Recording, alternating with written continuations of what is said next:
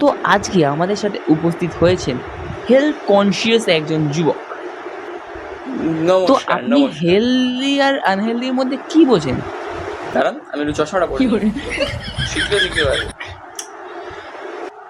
দেখো, আনহেলদি থাকাটা খুবই ইজি। তুমি নর্মাল লাইফস্টাইল লিড করবে না, তুমি আনহেলদি হয়ে যাবে। আর হেলদির ব্যাপারটা? না, আমি হেলদি ব্যাপারে কথা বলি। ফার্স্টেই আসছে ঘুম। ঘুমটা এটা খুব ইম্পর্টেন্ট। সেটা হচ্ছে আমরা কখন ঘুমাতে যেতে হবে আর খুব তাড়াতাড়ি উঠতে হবে। আপনার তাহলে ঘুমের হ্যাবিটস গুলো কেমন? আমি তো সব সময় এই রুটিনটাই মেনটেন করি। আমি একদম রাত 2টোর সময় ঘুমাতে যাই আর দুপুর 5টার সময় আমি উঠি। সেকেন্ড আসছে হচ্ছে হেলদি হ্যাবিটস। হেলদি হ্যাবিটস তো খুবই মানে আমার ক্ষেত্রে হেলদি হ্যাবিটসটা একটা বড় ইম্পর্টেন্ট ফ্যাক্টর। আমি জাঙ্ক ফুড খাওয়া পছন্দই করি না।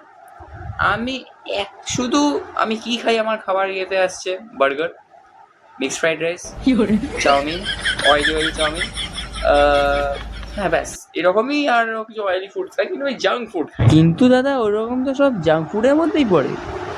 ও, এগুলো জাঙ্ক ফুডের মধ্যে পড়ে? একে বলেনি তো আমাকে, কি বলছে রে? থার্ড পয়েন্ট যেটা আসছে, যেটা সব থেকে বেশি ইম্পর্টেন্ট, খাওয়ার আগে হাত ধোয়া। আমি সব সময় খাওয়ার পরে খাওয়ার আগে হাত ধুই। তারপর নাম্বার 4-তে যে পয়েন্টটা আসছে, যেটা হচ্ছে